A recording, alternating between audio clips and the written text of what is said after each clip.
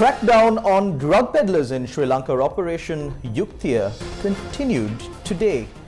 What really happened during this operation? How many suspects were arrested?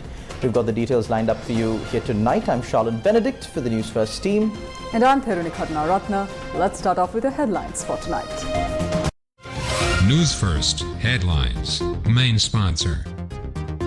Harupena discounts of up to 30% off on frames and sunglasses from Vikramarchi Opticians.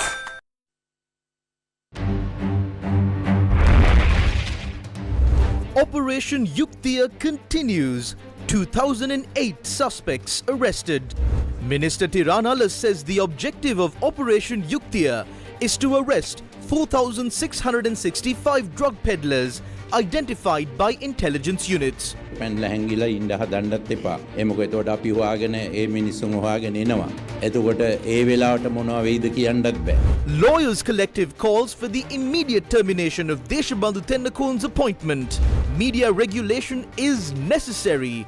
Vajira reiterates. තාන කරන්න ඕන. ඒක තහනම් කරන්න ඕන. ඒකට බය වෙන්න ඕන නෑ. ඒක රටේ දියුණුවට වැදගත්. ඒක කළ යුතුයි. Operations to rescue Sri Lankans held captive by terrorists in Myanmar fail. Newsfirst headlines. Main sponsor. Harupena discounts of up to 30% off on frames and sunglasses from Vikramarchi Opticians. Taking a look at those stories in detail now, Sri Lanka police seized a large haul of narcotics during Operation Yuktiya. 2008 suspects were arrested in the past 24 hours alone. Protecting your right to privacy is our priority.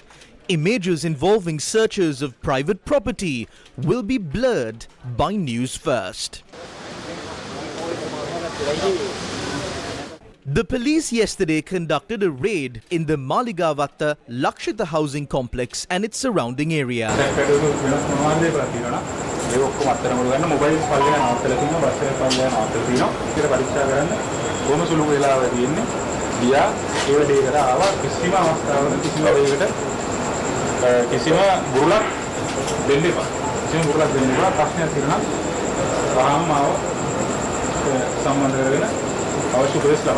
The police operation in Maligavatta netted 31 individuals, among them suspected drug figures.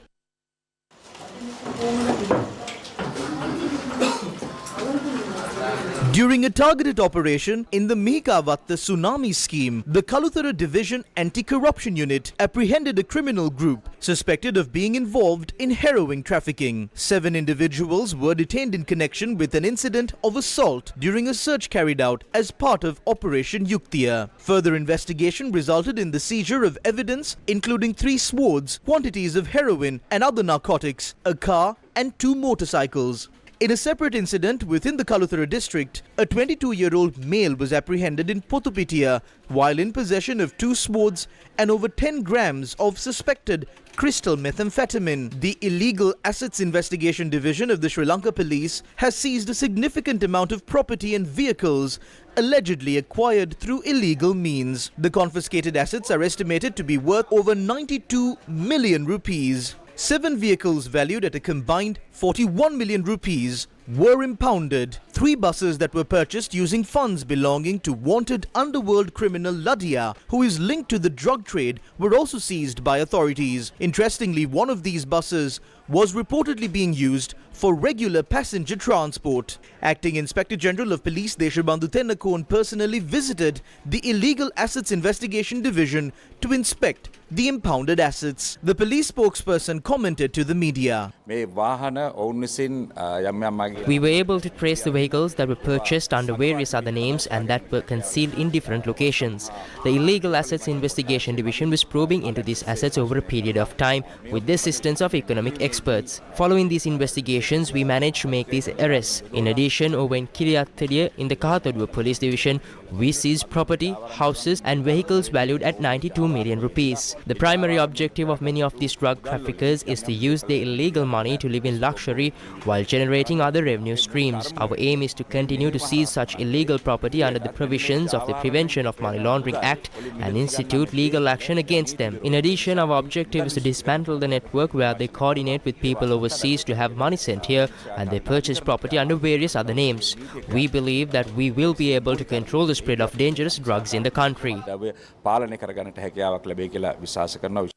7 individuals suspected of being involved in heroin trafficking were apprehended in the Katana area today. Police officers seized 31 grams of heroin, 9 stolen bikes, 4 swords, and apprehended 32 additional suspects during the operation.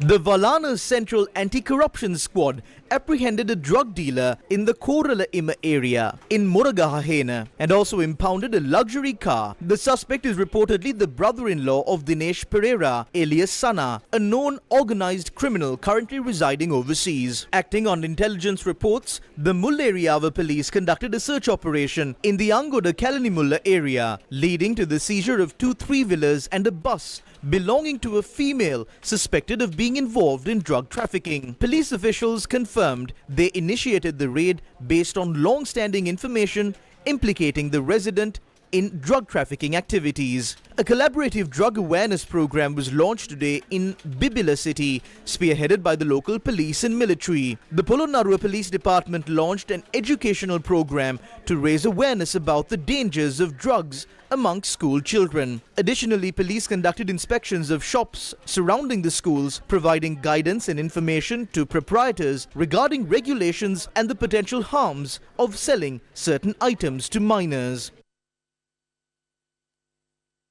Amita Bandara, who served as the Kurunegala district organizer for the Samagi Jana Balabegaya, was arrested at the Mahava Junction on Tuesday by officers of the Kegol Crimes Investigations Bureau. The Sri Lanka police said that he was arrested along with 778 grams and 260 milligrams of heroin. In addition, police officers seized the jeep that was used to transport the drugs, a car, electric scale, checkbooks issued by multiple banks, bank cards and bank account books from the possession of the suspect. Sri Lankan authorities have set their sights on apprehending 4,665 individuals identified by intelligence agencies as key players in the illegal narcotics trade. Now, the ambitious target was announced today by none other than Minister of Public Security Tiran Alas at a press conference held at the Presidential Media Centre. The minister said that the operations will continue and that their potential is to bring about a big change by the 30th of June 2024. අපි හැදුවා list එකක් කුඩු විකුණන අයගේ list එකක් මම පොලිස්පතිතුමාටයි පොලිසිය We prepared a list of all the drug dealers. I instructed the IGP and the police not to pursue the drug addicts. We have launched a separate operation to crack down on the drug dealers. The Sri Lanka Navy is cracking down on the illegal sea trade of drugs. We wanted to completely eliminate the distribution network and thus we launched this operation. වලින් අපිට list එකක් හදලම තිබුණා 4665ක list එකක් තිබුණා. ඉතින් මම කිව්වේ ගිහිල්ලා මේ සියලු දෙනාම ගන්න. ඉතින් මේ දවස් 4 ඇතුළතදී අපි ඒ ලිස්ට් එකෙන් 731ක් අත්අඩංගුවට අරන් තියෙනවා. The intelligence agencies prepared a list of 4,665 individuals and I instructed them to apprehend all of them. In the past 4 days, we have managed to arrest 732 of them. When such an operation is taking place, those who are not on the list are also identified and arrested. In total, we had arrested 8,451 by midnight.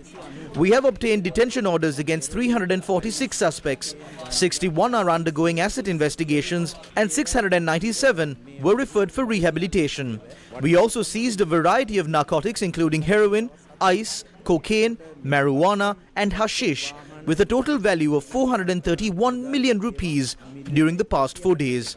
When considering assets such as vehicles, houses and properties belonging to the suspects, their total value amounts to around 162 million rupees. You can understand the success we have achieved in the past 4 days.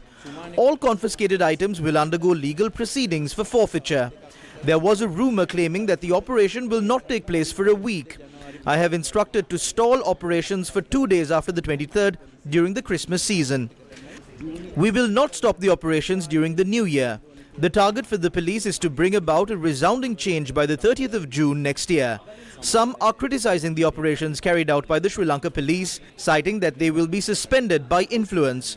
Before this operation was launched, I spoke with the president and gave him all the details.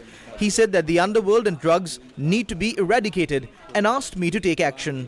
As long as the president and I are around, no one will be able to influence us and stop this. මට කියන්න. ඉතින් ජනාධිපතිතුමයි මායි ඉන්නකම් මම නම් හිතන්නේ කාටවත් මේ බලපෑම් කරලා අපිට මේක නවත්තන්න පුළුවන් වෙයි කියලා. කලින් දැනුවත් කරලා ක්‍රියාත්මක කරන්න ගිය කියන ප්‍රශ්නයක් තිබෙනවා. ඕකේ දෙපැත්තක් තියෙනවා. අපි එකපාරට පොලිසියයි STF. There are two sides to that.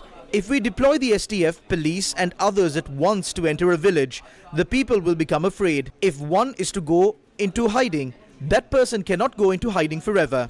If that is the case, they need to travel by sea. And then our issue is over. I don't think any drug dealer can go into hiding like that. We will also pursue them. And then we don't know what will happen. එතකොට ඒ වෙලාවට මොනවා වෙයිද කියන්නත් බෑ. වැඩ බලන පොලිස්පතිවරයා පත් කිරීමේ හේතුවෙන් ඔබතුමා Recently, you mentioned that many lawyers opposed the appointment of the acting IGP, and you mentioned that those who are against it are those who appear for the criminals. They also allege that how can a person named as the fourth respondent in the Supreme Court hold such a position?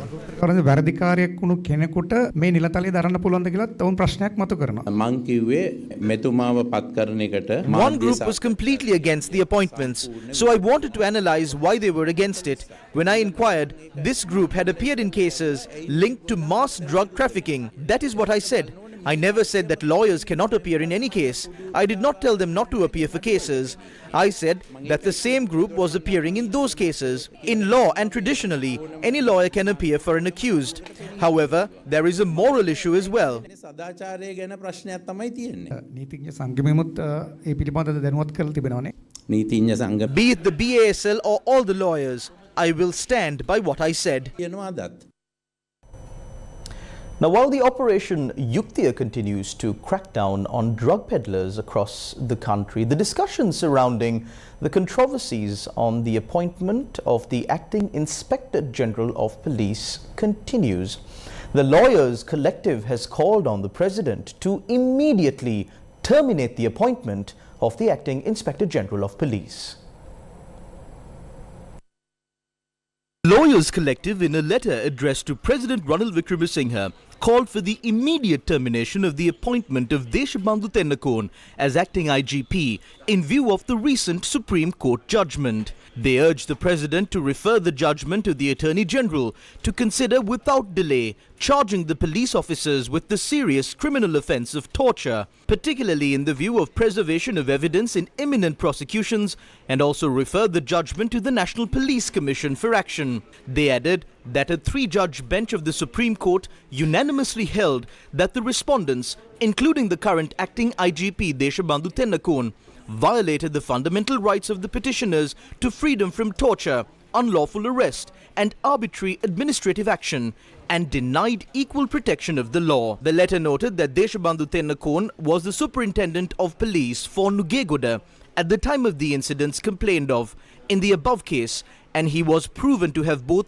participated in the acts of torture and illegal arrest and not fulfilled his responsibilities to prevent gross acts of torture by his subordinate police officers. The Lawyers Collective said that all police officers found responsible must be formally charged with the serious crime of torture with immediate effect, and they must be suspended from service. They said that it is particularly grave that no immediate action has yet been taken against the said Deshabandhu Tennakone, given that he holds a position of power with influence over evidence and witnesses in an anticipated criminal prosecution against him. The Lawyers Collective says that the failure to act amounts to a daily reminder to the public that the President will not implement a judgment of the highest court of the country, which has exercised the judicial power of the people under the Constitution, and they note that urgent action is a matter of national importance. The Lawyers Collective informs the President that it was he who appointed Deshabandhu Tennakone with endorsement by the Constitutional Council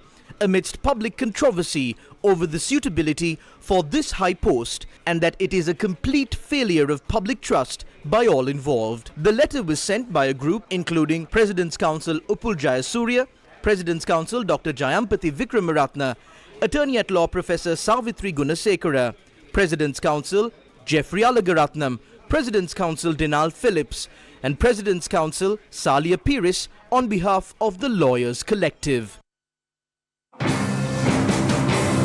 Attorney at law Nama Rajapaksa expressed his views about the Yukti operation today. The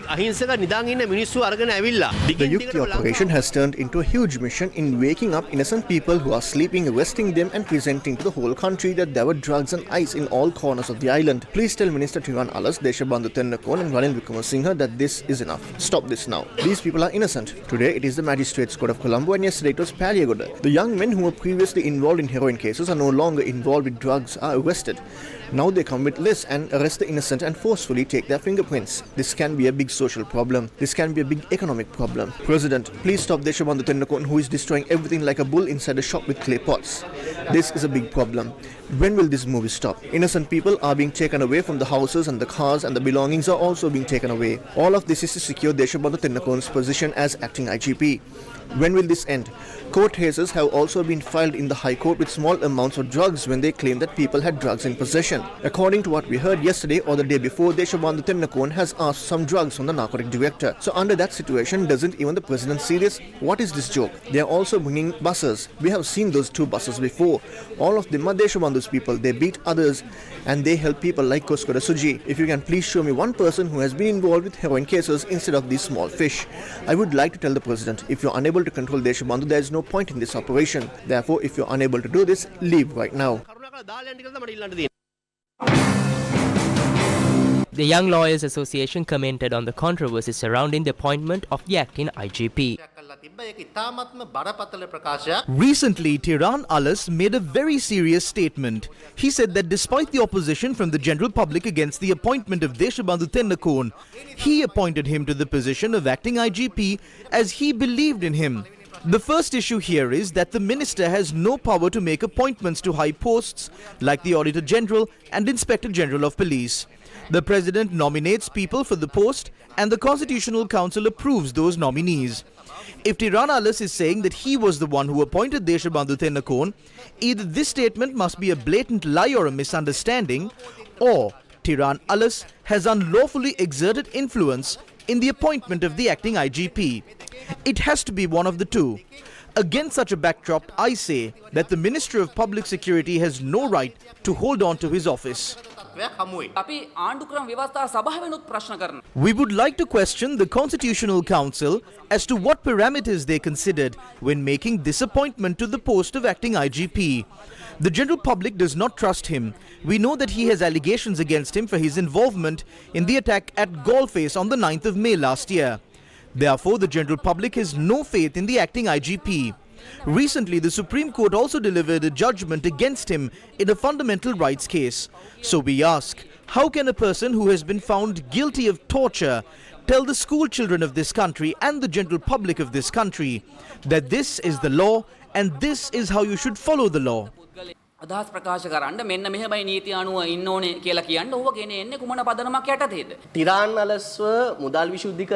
Tiran Alas was arrested for money laundering, lawyers appeared for him in court because everyone is considered innocent until proven guilty. When a person is arrested on drug charges, an attorney can go and represent him in court because there is a presumption of innocence. The final judgment is made by the judge. Recently, the court released a person who was arrested for the possession of a large quantity of drugs. Why was he released? Because there was no drugs there. They had produced something else. That is the state of the society. Lawyers are performing their professional duties. A lawyer who appears for a suspect and accepts a professional fee can never be considered a smuggler for doing that.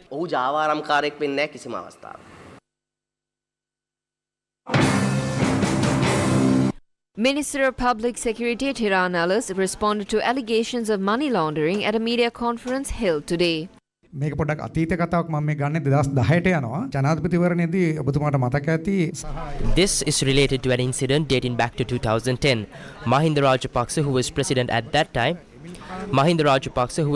at the time, contested the election. Then there was a person called Emil Kanthan as well. Let me explain the reason for this question. There was a discussion with Sripati Suryarachi over money. You are aware of that. Then there is a Supreme Court ruling leading this country to bankruptcy. Basil Rajapaksa is mentioned in that. You are trying to implement the law properly. Do you wish to take action with regard to that as well? මම යම්කිසි පියවරක් ගැනීමට බලාපොරොත්තු වෙනවා. 2005 වර්ෂයේ ඒ වෙලාවේ මම යම්කිසි වැඩ කොටසක් කෙරුවා මහින්ද ජනාධිපති. I did a certain part to support Mahinda Rajapaksa in 2005. That is not a secret. It is because of what we did before bankruptcy that Mahinda Rajapaksa managed to win and the war came to an end. I am happy in that way. At the same time, when it is an election, every party appoints committees to secure their win. That is what happened in 2005 as well. කමිටුවලින්ම පුළුවන් උපක්‍රම යොදනවා. ඉතින් එවැනි දෙයක් තමයි මේ 2005 වුණේ. ඔයාලා ඡන්දෙ දිනුවා. ඒ වෙලාවේ ඒ කියන්නේ ඔබතුමා ඊට පස්සේ එක මතු කරන ප්‍රශ්නේ. ඒ කියන්නේ මෙහෙම එමිල් කාන්තන් හරහා මෙහෙම උත්තර දීලා ඡන්දේ වර්ජනය කිරීම සඳහා ගියා කියලා. ඉතින් දැන් වර්තමානයේ ඔබතුමාට අතට අවියක් ලැබිලා තියෙනවා මේ පිළිබඳ සොයා බලන්න. ඒ පිළිබඳ කටයුතු කිරීමට There is nothing to do about it. I have told you about the incident that took place that day, but it was misinterpreted by various people. විදියට අර්ථකථනය කෙරුවා.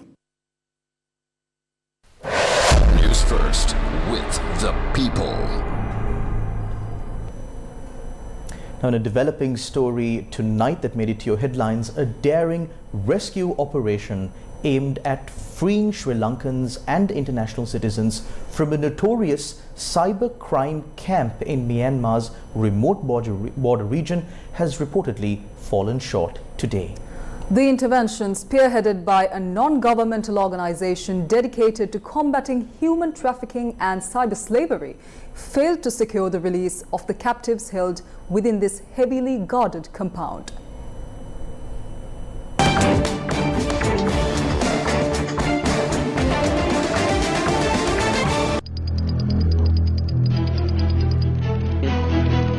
In recent days, Newsfirst revealed the plight of 56 Sri Lankan youth trapped in a cybercrime camp on the Myanmar-Thailand border. The Sri Lankan embassy in Myanmar is also racing to secure their release. The camp, chillingly dubbed the cyber-criminal area and located just 25 kilometers from the Myanmar town of Myaveddi, is reportedly controlled by a powerful terrorist group, posing significant challenges to the rescue efforts.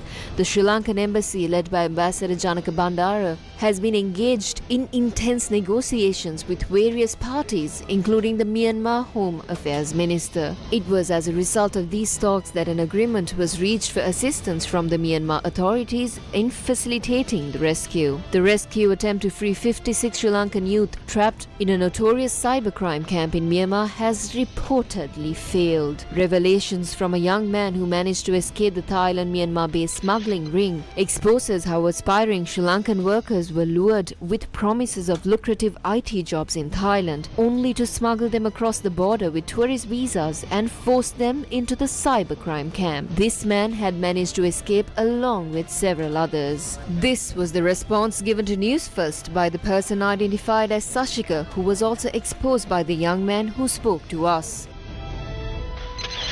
අපිට කිව්වේ Thailand වල Bangkok වල තමයි job එක තියෙනවා කියලා data entry job එකක් අපෙන් ගත්තා. ඒකට ලක්ෂ 4.5ක් ගත්තා. ප්‍රභාත් විජේසිංහ කියන එක account number එක තමයි අපිට සල්ලි දාන්න කියලා දුන්නේ. ශශික තමයි උවේ මේ number එකට දාන්න කියලා. බැංකොක් සිටි එකේ ඉඳන් කිලෝමීටර් 30ක් විතර එළියට තමයි work place එක තියෙනවා ඒකුවේ. visit visa වලට තමයි අපි We were promised data entry jobs in Bangkok, Thailand. Each of us had to pay 450,000 rupees. We were asked to deposit money to the bank account of Prabhat Vijay Singha. The person named Shashika sent us the account numbers. We were told that the workplace is located some 30 kilometers outside of Bangkok, and we were taken overseas using a visit visa with the promise that it would be converted to a work visa later on. Our batch consisted of 8 people, including a young woman. Prabhat said that if all 8 of us go together, it would become an issue, and thus he prepared the visas and tickets for 4 of us. The 4 of them left 2 days ahead of us. We asked for details about the trip. They said that the drive away from Bangkok was long, and thereafter they had to take a boat. They said that armed military personnel were also present. After crossing the river, they were taken in another van. We verified these locations from the map. Then we understood that this road leads to Myanmar by crossing the Thai border. By that time, we had traveled travelled around 400 kilometers, and in another 150 kilometers was the border. We told the driver to stop the vehicle and we contacted Prabhat and Shashika. We asked them where they were sending us after promising us jobs in Bangkok. They said that we were being taken for 2 weeks of training. We asked to be taken to their head office. They somehow wanted us to cross the border. We stayed in a hotel in Thailand for around 3 days, and then through other contacts we returned to Sri Lanka. සති දෙකක් විතර තමයි මෙහෙ තියන්නේ training එකකට ඊට පස්සේ ඔයගොල්ලන්ව අනිවාර්යයෙන්ම ගන්නවායි කියලා. අපි කිව්වා නෑ ඉතින් ට්‍රේනින් එක කරන්න ඔයා මුලින්ම අපිව ඔයගොල්ලන්ගේ හෙඩ් ඔෆිස් එකට ගන්න ඊට පස්සේ දාන්න කියලා. එහෙම නෙමෙයිලු කරන්නේ මෙහෙමයි මේ විදිහට තමයි යන ප්‍රොසීඩියර් එක කියලා අපිව මේ හරියටම මේ බෝඩ් එක ක්‍රොස් කරවන්නව තමයි ඒගොල්ලෝ හැදුවේ. ඊට පස්සේ අපි දවස් 3ක් විතර තායිලන්ඩ් වල ඉඳලා තමයි ටිකට්ස් දාගෙන අපි හොටෙල් එක නැවතලා ඉඳියේ මේ අඳුරන මාර්ගයේ. එහෙම ඉඳලා තමයි මේ ලංකාවට ආපහු ආවේ.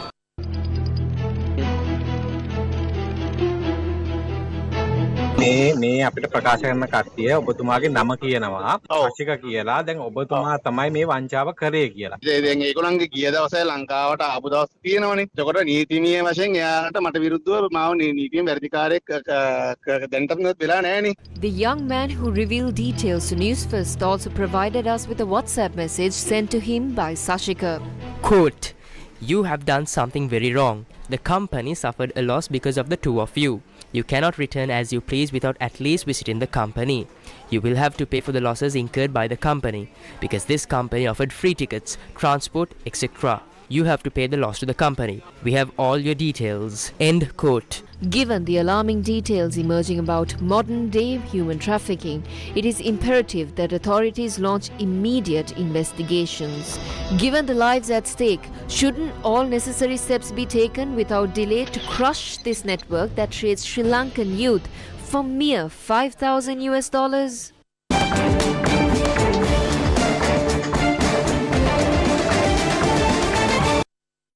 Gypsies live in concert with Sirasa TV,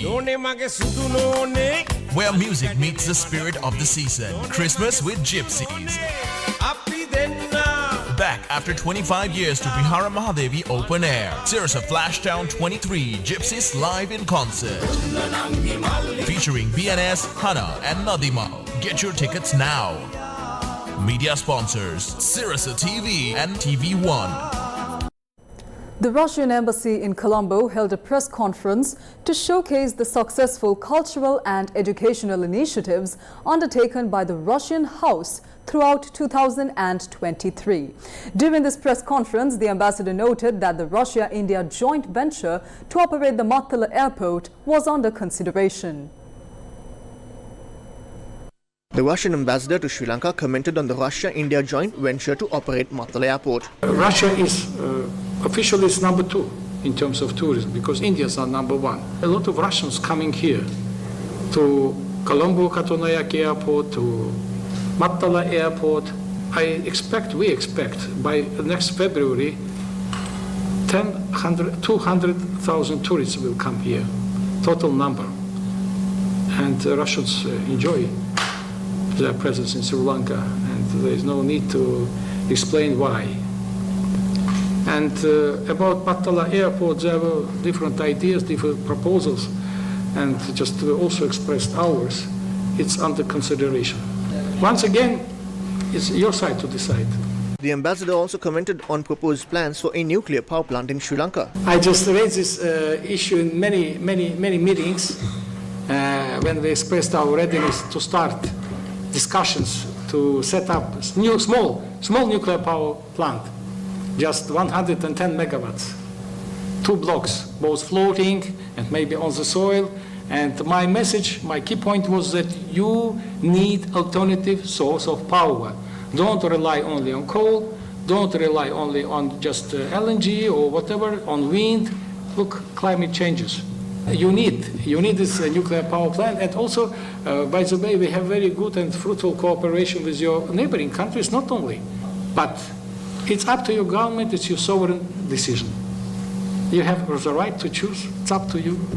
The Russian ambassador to Sri Lanka made the following remarks on the war in Ukraine. I don't say Russia-Ukrainian war, like you can read or listen in some newspapers and some speeches and so on. It's a special military operation. It's not war between Russia and Ukraine. It's war between Russia and the Western countries on the Ukrainian territory, where Ukrainians are being used like puppets. So this special military operation will continue as long as it's necessary for implementation of all our goals set by President Putin. Denazification of the Ukraine, demilitarization of the Ukraine, and neutral status of the Ukraine. Ukraine will never join NATO. Moving on in more local news, United National Party parliamentarian Vajira Abeyewardene expressed concern regarding the media landscape of Sri Lanka and suggested the potential need for regulatory measures targeting certain media outlets.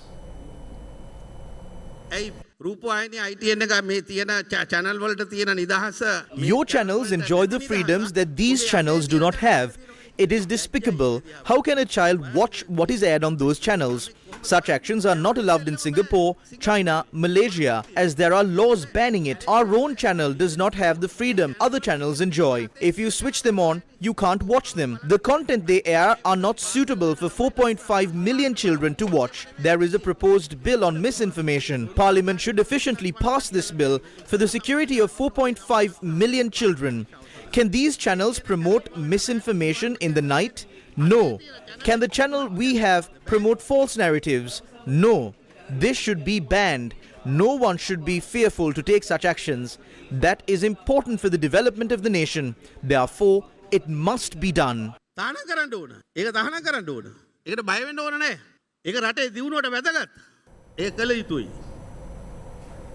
Sri Lanka Podujana Peramuna leader Mahinda Rajapaksa slammed the government's recent tax hikes in a statement issued yesterday.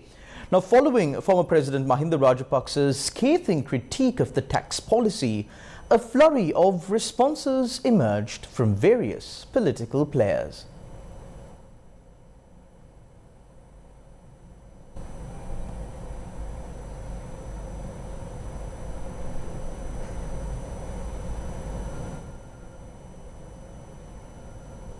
In a lengthy statement released yesterday, former President and leader of the Sri Lanka Podujana Peramuna, Mahinda Rajapaksa said that the SLPP which he leads is a part of the government. However, Rajapaksa said that the present head of the government and head of state is the leader of a different political party with different policies. The opposition leader responded to these remarks today. This is a political drama. They tell their gang to protect the president who increases VAT, vote for the government that increases the tax burden, and vote in favor of the budget. Thereafter, they issue statements against the tax burden. We took the family that bankrupted this country to court, and the Supreme Court issued a clear order. We request that those who bankrupted this country refrain from issuing statements. They are simply trying to con the people again.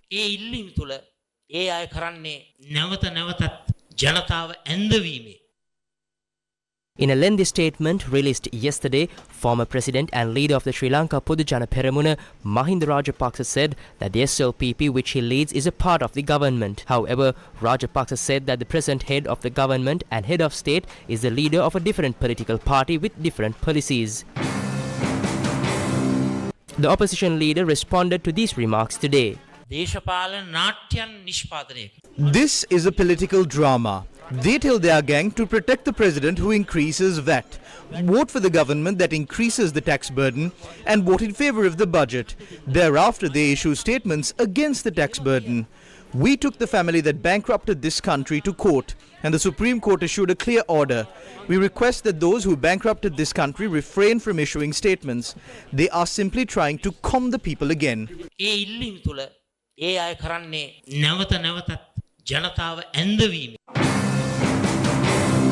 This was the response of the Jatika Jana Balawegaya. They asked if it is comforting to eat onion. They asked if onions are cheap. Now the same Mahinda Rajapaksa who voted to pass those legislations is now dancing to another tune but is raising hands in favour of it in Parliament.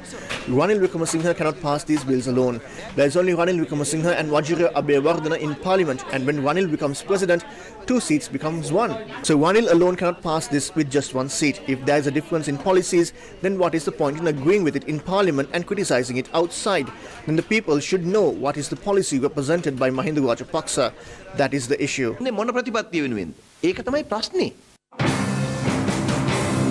This is how the second generation responded to Mahinda Rajapaksa. Do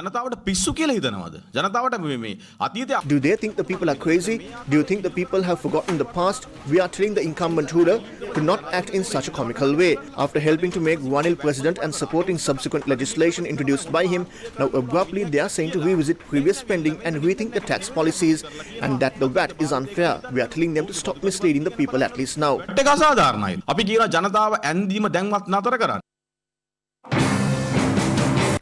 These were the views expressed by the Samagi Jana Balawegaya. ඒ සියලු දේම පාර්ලිමේන්තුවේ සම්මත කරලා එළියට ඇවිල්ලා මේ කියන බහුභූත කතාව මේ. After supporting all their legislation, they are writing a love letter to criticize it by saying that the leader of the government is not their representative and that they are against the tax policies. They are also saying that they are a group that cares about the people, unlike the incumbent government. Who are they saying this story to? Are they all crazy? නායකයා රටේ මිනිසු ගැන හිතන්නේ නැති එක්කෙනෙක්. දැන් මේ කතා කියන්නේ කාටද මේ කියන්නේ? මට පේන්නේ මුන් ඔක්කොටම මොංගල්න. SM Chandrasena of Sri Lanka Podujana Peramuna expressed these views today. පක්ෂව ඡන්ද දෙන්න සිද්ධ වුණා බද්ද සඳහා. නමුත් අපි කවුරුත් මේක කැමැත්. We had to vote in favor of that, but it was done against our conscience. The president too did this for the lack of a better choice. But this won't be a long-term burden on the people. දීර්ඝ කාලිනව ජනතාවට පීඩා විඳින්න දෙන එකක් නෙවෙයි. We report, you decide. Diamond Jubilee celebrations at the Faculty of Agriculture of the University of Peradeniya commemorated the faculty's 75-year legacy of shaping Sri Lanka's agricultural higher education landscape. Recognizing 75 years of significant contributions to agricultural higher education in Sri Lanka, the Faculty of Agriculture of the University of Peradeniya held a celebratory Diamond Jubilee event in Colombo. University of Peradeniya is the #1 ranked university in Sri Lanka, and the Faculty of Agriculture has contributed immensely to achieve that ranking. We do not only restrict our activities to classroom teaching and research activities, we have proactively reached out to various communities, including industry, to understand their problems and to come up with solutions. Vice Chancellor of the University of Peradeniya, Professor M.D. Lamavansa, commented on the centenary goals of the university. Achieving the goal of becoming a postgraduate research university with more undergraduate enrollment and relevance to society, the agriculture faculty has a big role to play. That includes from planning and implementation of the large number of projects that we have identified. The government of Sri Lanka, about a month ago, accepted in principle the need to help the University of Peradeniya to achieve its centenary goals. The Faculty of Agriculture of the University of Peradeniya acknowledged the enduring support of its valued partners, including state institutions, foreign missions, and media networks through the presentation of tokens of appreciation. The Faculty of Agriculture extended its appreciation to Sirasa TV, a long-standing media partner, through the presentation of a token of appreciation.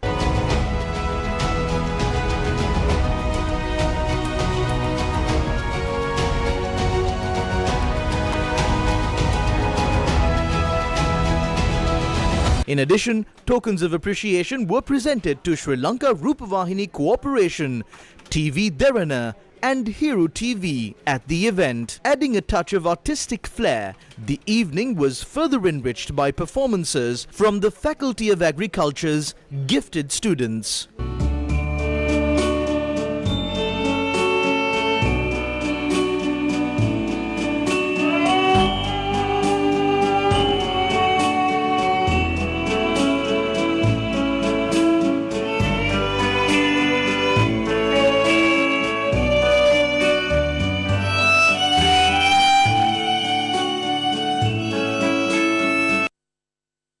I've had this idea for a few years now to go on a quest to try and discover who he was. Why did you have to go for something like this? I want them to see this film and say, oh my God, this country is beautiful. Was there a motive behind this whole documentary to promote tourism? It was an unintended consequence, I'd say, Maria. And so when I started this film, I had an idea of a story.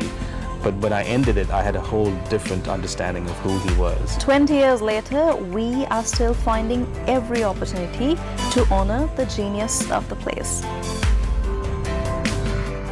Newsfirst exclusive with writer and director of The Genius of the Place of the Laziz. 5th of January 2024 from 9:30 p.m. onwards on TV1. Streaming live on Newsfirst YouTube and Facebook channels.